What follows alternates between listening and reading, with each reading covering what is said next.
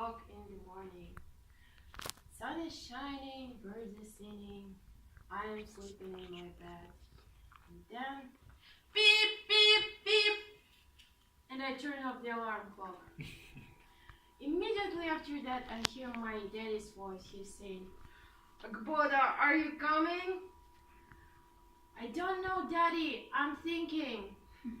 And I started thinking, to go or not to go? To go or not to go? My bed is so warm. And that moment I heard the voice of my mom. She started saying, Akbota, why the hell you need to go there? In that moment I realized I need to go there. I stood up from my bed, brushed my teeth, and went there. Madam Toastmaster, dear members and guests, you will ask me, where did I want to go? 6 o'clock, Sunday morning, summer, right? So, to explain this, I need to make a little throwback. So, in the middle of summer, I decided to go to Almaty to have some kind of vacation, relax and stuff. And as I'm a Toastmasters addicted person, I for sure went to the Almaty Toastmasters Club. And when I came there, I was so surprised because people there are so positive, they're so energetic, they're doing so many things together and not together. They're making podcasts, listening to podcasts, running, hiking, doing so many things that I've never done before and even wasn't going to do. So I felt myself as a Grinch at the Christmas time because I was so grumpy and sarcastic and full of irony, and I felt like, podcasts, running, hiking, are you kidding me? No, never in my life will I do that. And what do you think? After a month spent with Almaty Toastmasters fellows, I started running, listening to podcasts while running, and I even went up to the hiking. So, once I've been looking through Instagram of my Toastmaster fellows in Almaty, and I saw how they woke up 6 o'clock in the morning and went to the mountains with Factory Motivation Group. These are people who are really crazy for me still. They wake up early in the morning, go straight to the mountains, do their exercise, go to the bath, and then go back. And they return by 8 o'clock. Can you believe that? So, crazy idea came to my mind and I decided to join them. It wasn't crazy idea only because I didn't have any sports equipment. Not only because I'm not a sportsman, not at all, but it was the craziest idea ever because no one from my friends wanted to go with me. 6 o'clock, Sunday morning, early.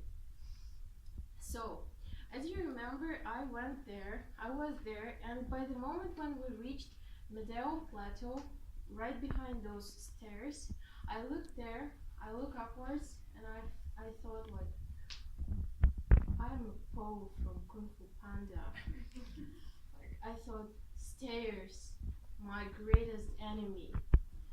This was so hard, you can't even imagine. And the most depressing thing for me was that my companions, they were running up high. They were so positive and full of energy. They were cheering me up. They were saying like, come on, go with us, you can do it easily. And I was like crawling on the steps. When I finally reached the top of the Medeo Plateau stairs, I felt like, okay, I did it. Nothing would be more difficult for me than climbing those stairs.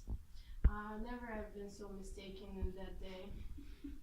So, by the moment we started climbing the mountains, it was hard. And my companions from positive guys, they turned into monsters. They started pushing me hard. They were saying, mountains don't forgive.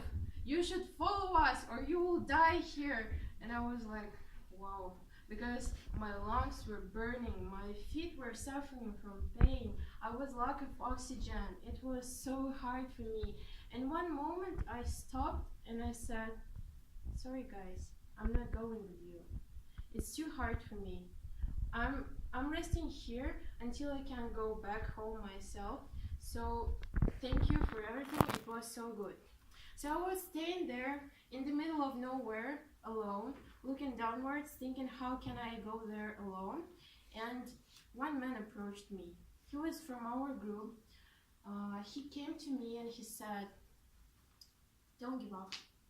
To give up is so easy. You made the half of the way.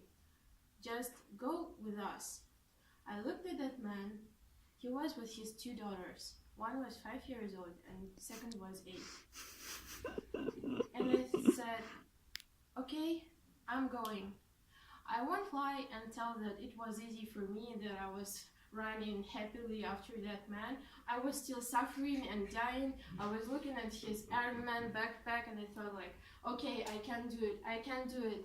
When I suddenly fell down and there wasn't anything downwards, like only the river somewhere downstairs, I thought like, okay, if someone would ask me, would I better die in the bar with blood full of drugs and alcohol, or here in the mountains? Why aren't we still going to the bar? So, by the moment I reached the waterfall, I felt extremely happy. I've never been so happy in my life. I was almost ready to jump under the water, take off all my clothes, even though I didn't have any other clothes. I was very, very happy. Members of our group, they were there already.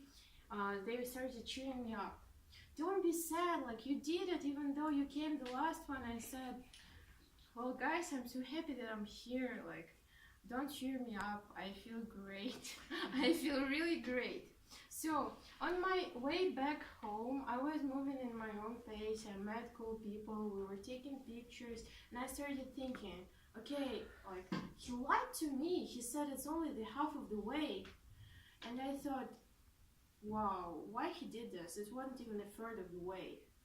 I came back home, I started sleeping, it was okay for me, and then I realized, he said that it was the half of the way, not by the distance. It was half of the way morally, because I made that half of the way when I stood up early in the morning, took my ass up to the mountains and made myself to be there. So if you made the half of the way, don't give up. The end is near.